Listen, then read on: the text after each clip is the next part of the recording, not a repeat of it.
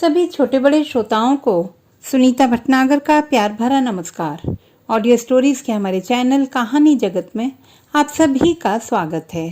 हिंदी कहानियों की श्रृंखला में आइए आज सुनते हैं इला प्रसाद जी द्वारा रचित कहानी ईमेल। आज अचानक पहली बार जय का मेल अपने मेल बॉक्स में पाकर वह मुस्कुराई। तो जय ने भी अब ईमेल करना सीख लिया। जरूर वंदना ने ही सिखाया होगा। अच्छा है, इस तरह वह जय से वंदना की भी खबर लेती रहेगी। कुछ इस तरह परेशान है लड़की कि मेल ही नहीं लिखती। पता नहीं उसकी शादी की बात कितनी आगे बढ़ी। जय बता सकेगा। वह भी जय को कुछ पते भेज सकेगी। उसने एक सरसरी निगाह से सारे पते पढ़ डाले। यह उसकी पुरानी आदत है। पहले सारे पते पढ़ेगी, फिर तय करेगी कि किस क्रम में उसे अपने ई पत्र पढ़ने हैं या बिना पढ़े मिटा देने हैं। लेकिन आज तो जय का मेल है, पहले उसे ही देख ले। मेल खोला तो बिना किसी भूमिका संबोधन के एक वाक्य था, मेरी कविता, और नीचे एक छोटी सी कविता की कुछ पंक्तियां। एक आकाश था मेरा विश्वास, निर्दोष, खूबसूरत, अछोर, आधारहीन, मुझ ही को छलता रहा। उसे कुछ अजीब लगा। जय कविताएं लिखता है ये उसे मालूम नहीं था। न वंदना ने न ही जय ने उसे कभी बतलाया। पूरे महीने भर वह बनारस में वंदना के घर पर रही थी। जय सारी भागदौड़ करता रहा था। उसके लिए रिक्शा बुलाने से लेकर ज्योति कुंज हॉस्टल की वार्डन के घर ले जाने तक। फिर डीआईजी पुलिस से मिलना, पुलिस चरित्र प्रमाण पत्र की जरूरत थी उसे अपने वीजा के लिए। हर कहीं वह छोटे भाई की भूमिका निभाता रहा, उसके सारे काम करवाता रहा। इतना छोटा है मुझसे, वह मन ही मन सोचती। फिर भी पुरुष होने मात्र से हर कहीं वह मेरा अभिभावक बन जाता है और लोग कितने सहज भाव से स्वीकार भी कर लेते हैं। रिक्शे वाला भी रिक्शे के पैसे मुझसे न मांगकर उससे मांगता है। इच्छित भाड़ा न मिलने पर मुझसे कुछ न कहकर उससे जिरह करता है। क्या संरचना है समाज की।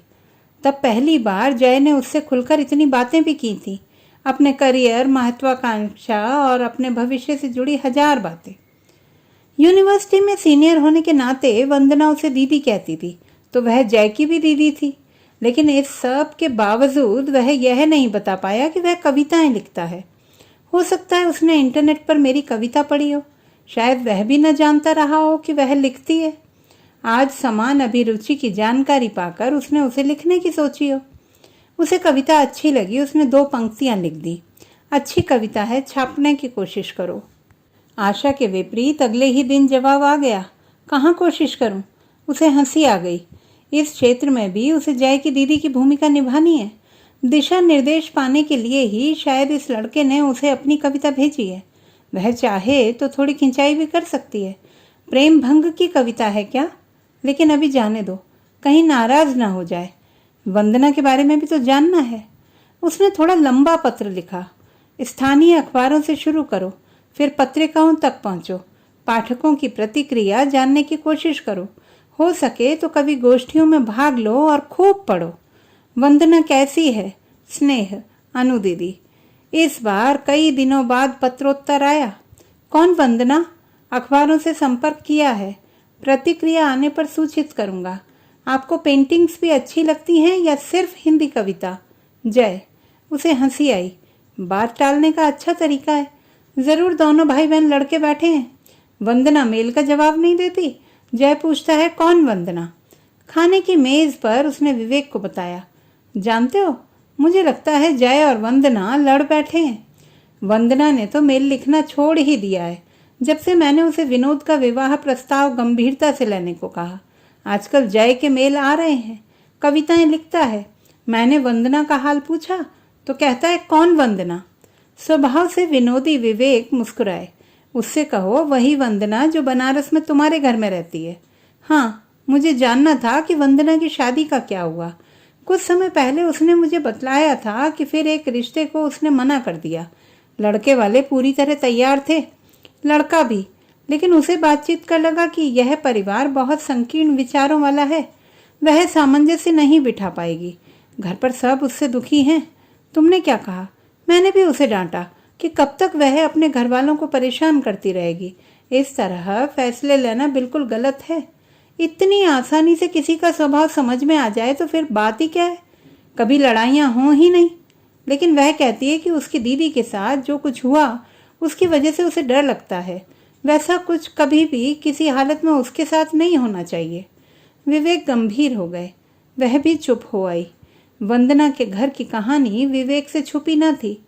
वंदना से सिर्फ 2 साल बड़ी निधि विवाह के साल भर के अंदर ही दहेज के लिए प्रताड़ित होकर वापस घर आ गई थी और एक स्कूल में नौकरी कर रही थी।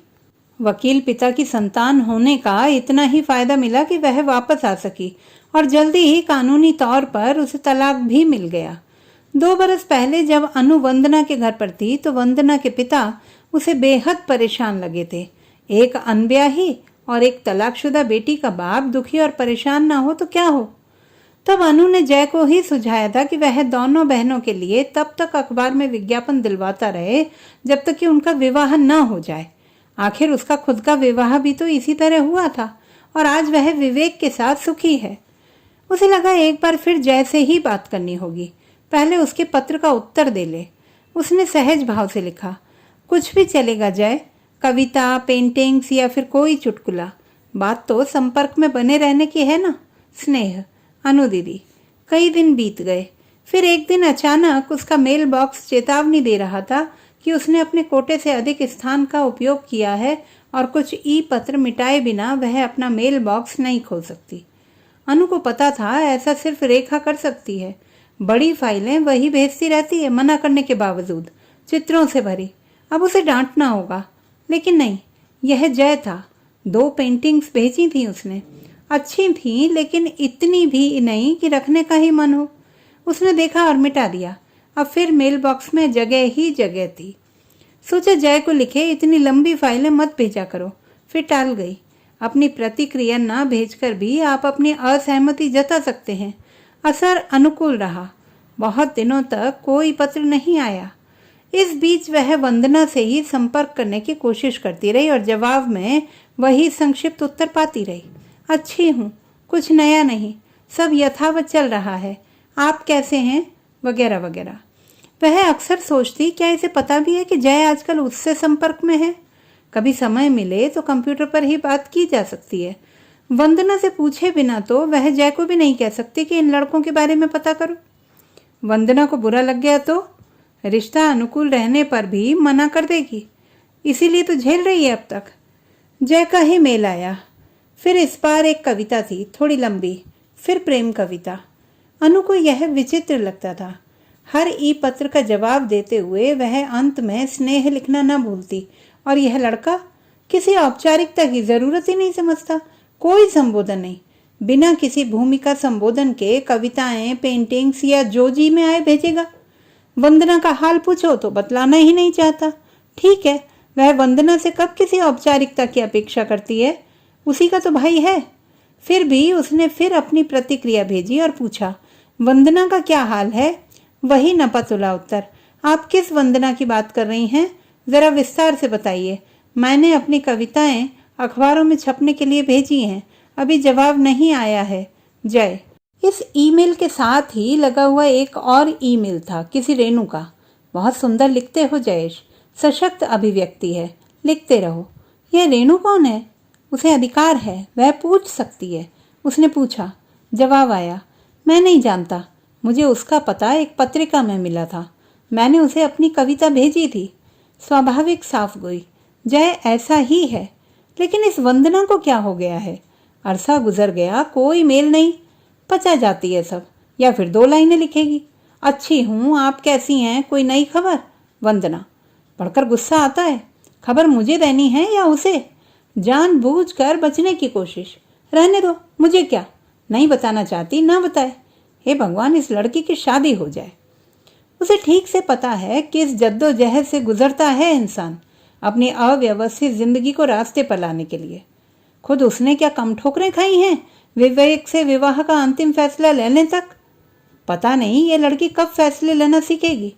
उसे भी वक्त नहीं मिलता। नए देश में नई गृहस्थी की 100 पेचीदगियां हैं, वरना कभी कंप्यूटर पर ही बात कर लेती। लेकिन यहाँ जब उसके सोने का वक्त होता है तो उधर देवी जी ऑनलाइन नजर आती हैं। तब नींद से पलकें भरी होती हैं, शरीर थका और हिम्मत जवाब दे जाती है, जय से ही पूछना होगा। लेकिन पूछे कैसे? यह लड़का तो कुछ बतलाना ही नहीं चाहता। पिछले 3 महीनों में कम से कम दर्जन भर मेल तो लिखे होंगे, लेकिन वंदना के जिक्र से ही बचना चाहता हो, जैसे बस कविताएं लिखेगा, प्रेम कविताएं। तब भी कोई रास्ता तो निकालना होगा। उसने फिर जय को ही लिखा, इस बार होली की शुभकामनाओं के साथ, और स्पष्ट किया कि वह वंदना को अलग से पत्र नहीं लिख रही। जवाब आया, वंदना आपको नहीं जानती, शुभकामनाओं का शुक्रिया, और इस बार एक ई शुभकामना पत्र उसके लिए। अजीब हाल है, अब वंदना भी उसे पहचानने से मना करती है। होली के बाद उसे वंदना का पत्र मिला। दीदी बहुत तनाव में हूँ, नौकरी कर रही हूँ, पापा ने तो जय की भी शादी तय कर दी, मैं होली में घर नहीं गई। वंदना। अनु का मन रो उठा। इतनी बेचारी हो गई उसकी वंदना, घर से दूर, अकेली। कैसा लगा होगा उसे त्योहार में भी घर न जाकर। जब उसके पापा ने निशीत की शादी की थी तो वह झेल गई थी। निशीत भी उससे छोटा ही था, लेकिन बस साल भर, और तब वह अपनी पीएचडी पूरी करने की जिद पर अड़ी थी।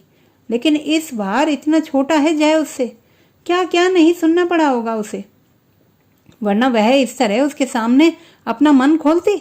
उसने तुरंत जवाब दिया, मुझे यह पढ़कर कोई खुशी नहीं हुई वंदना। तुम यह बताओ कि तुमने अपने लिए क्या निर्णय लिया, जय ने कैसे स्वीकार लिया? वह तुमसे इतना छोटा है। दीदी। वंदना ने भी तुरंत ही जवाब दिया, दीदी आप जय को दोष ना दें, मम्मी पापा को भी नहीं, मेरी ही गलती है। वंदना। अब उसकी इच्छा हुई दोनों भाई बहन को अच्छी डांट पिलाए। पहले उसने जय को पत्रोत्तर दिया जो वह इतने दिनों से टालती आ रही थी। यह क्या मजाक है जय, लड़ बैठे हो वंदना से?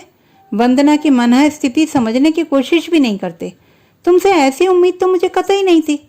वंदना से बात करनी होगी, बहुत आहत है वह, उसे समझाना होगा। मौका भी मिल गया। कई दिनों तक वह देर रात तक कंप्यूटर पर काम करती रही, याहू मैसेंजर पर उपलब्ध की सूचना के साथ। वंदना ने खुद ही एक दिन संदेश भेजा, वह बात करना चाहती है। अनु को बड़ी राहत महसूस हुई। वंदना को बताना होगा कि इस बीच जय उसे मेल लिखता रहा है और कविताएं भेजता है, और यह भी कि अनु ने खुद उसके लिए कई लड़कों के पते जमा किए हैं। यदि उसकी स्वीकृति हो तो वह जय से बात करे। क्या अब ऐसा करना उचित होगा जब वह खुद बता रही है कि जय की भी शादी तय हो चुकी है? अनु को तो वह स्वार्थी लगता है। उसने बात शुरू की, जय की शादी कब तय हुई वंदना? पिछली बार घर गई थी तब। और तुमने अपने लिए क्या सोचा? दीदी 3 रिश्ते आए, किसी को भी हाँ नहीं कर सकी। क्यों? मन हाँ करे तब तो। मन क्यों हाँ नहीं करता? निधि को सोचकर। निधि की तो शादी हो गई फिर से। तब? ऐसे ही। ऐसे क्या, किसी पर दिल आ गया? ऐसा होता तो अब तक फैसला ले चुकी होती। लेकिन तुम कब तक ऐसे चलाओगी वंदना? घर जा रही हूँ 15 दिनों बाद, शायद इस बार बात बन जाए, मुझे वह इंसान अच्छा लग जाए, भगवान करे। हाँ। अनु को लगा अब वह पूछ सकती है कि उसने जय को ऐसा क्यों कहा। तुमने जय को क्यों कहा कि तुम मुझे नहीं जानती? मैंने कब कहा? अरे वाह, जय ने मुझे लिखा। दीदी आप किस जय की बात कर रही हैं? जय को ईमेल लिखना नहीं आता, लेकिन वह तो लिखता है मुझे, अपनी कविता भी भेजी उसने। दीदी बिलीव मी, जय कविताएं नहीं लिखता, उसे ईमेल करना भी नहीं आता है, मैं उससे फोन पर बात करती हूँ। अनु का मन तेजी से घटनाओं की संगति बैठा रहा था। दीदी आप ऑनलाइन है ना? वंदना पूछ रही थी। हाँ वंदना। दीदी आप पूछिए, वह कोई और जय है। ठीक है वंदना। वह इस जय को वंदना के लिए रिश्ते सुझाने वाली थी। कैसे मान लिया उसने कि वह उसकी वंदना का भाई जय ही है? उसे आप ही कह रहा है, तुम नहीं। पत्र तो अंग्रेजी में थे, और पत्र भी क्या थे, प्रेम कविताएं। वही दीदी बनकर सलाह दिए जा रही थी। उसका ई पता तो पत्रिकाओं में छपा हुआ है, फिर कोई भी पत्र लिख सकता है। कैसे इतनी बड़ी बेवकूफ़ी कर डाली उसने? आनन फानन में उसने एक ई पत्र जय को लिख डाला। मुझे अफसोस है, मैं तुम्हें अपने मित्र वंदना का भाई जय समझती रही। पिछले पत्र में जो कुछ मैंने लिखा उसका मुझे खेद है, कृपया उस पत्र पर ध्यान न दें। अब वह लड़का खुलकर उसके सामने था। आश्चर्य है, मेरी दीदी का नाम भी वंदना है। अपने बारे में और अपने मित्र के बारे में कुछ और बताइए। आप क्या गोरखपुर की हैं? तो इसे मेरे बारे में कुछ नहीं मालूम। क्या मासूमियत है, कहाँ से मेरा ई पता उठाया इसने? अनु की खींच बढ़ती जा रही थी। उसने जवाब दिया, बता दूंगी, पहले यह तो बतलाओ कि तुम्हें मेरा ई पता कहाँ से मिला? जवाब हाजिर था, मुझे आपका पता कहानी ई पत्रिका में मिला। आपने एक कहानी पर अपनी प्रतिक्रिया भेजी थी, अब अपने बारे में बताओ। आप तो मुझे जानती ही हैं, मैं वंदना का भाई जय हूँ। क्यों नहीं, टू स्मार्ट, अनु ने सोचा। किसे फुर्सत है तुमसे उलझने की। अनु ने चुपचाप जय का ई पता अपनी स्पैम लिस्ट में डाल दिया। तो दोस्तों, ये थी हमारी आज की कहानी। आपको कैसी लगी कमेंट बॉक्स में लिखना ना भूलें। चैनल को सब्सक्राइब करें, लाइक करें और मित्रों के साथ शेयर करें।